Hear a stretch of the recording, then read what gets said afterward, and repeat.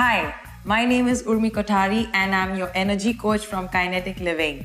And today I'm going to tell you about how fun skipping can be, especially after the variations that I'm going to show you.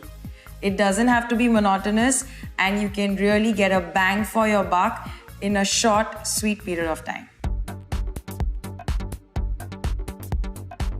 So, if you've never skipped in your life before or you don't know how to skip, first things first, you must try to get this action right in your feet. So it's basically small jumps of the ball of your foot, keeping your abs engaged, and try to land softly with your knees. Try to get the feeling of how it feels to push up the ball of your feet. And do this for about 30 seconds with about 30 seconds rest.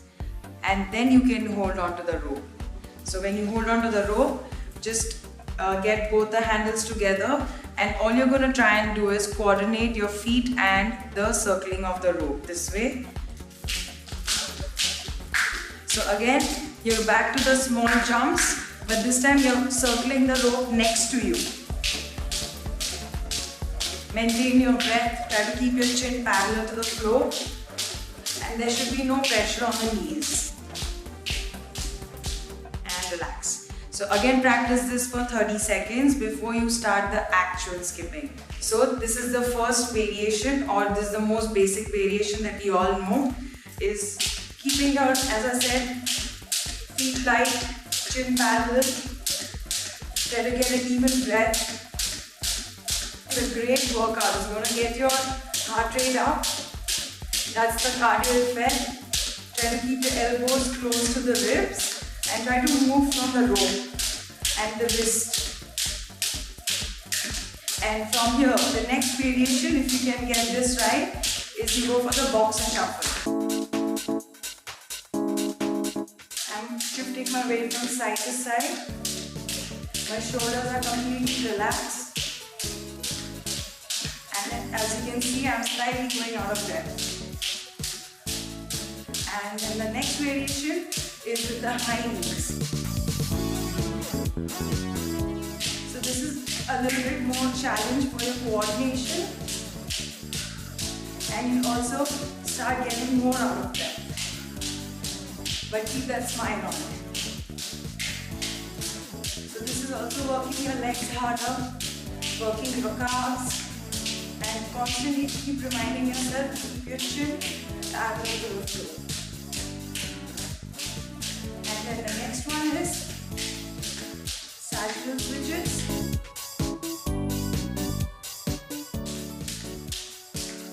So these are all variations of the feet that you also do while doing jumping jacks. Again, landing softly on the feet.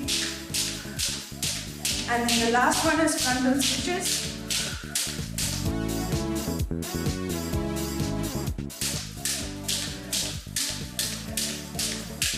Make sure you're not keeping the feet too wide, otherwise you'll get entangled in the rope. And relax.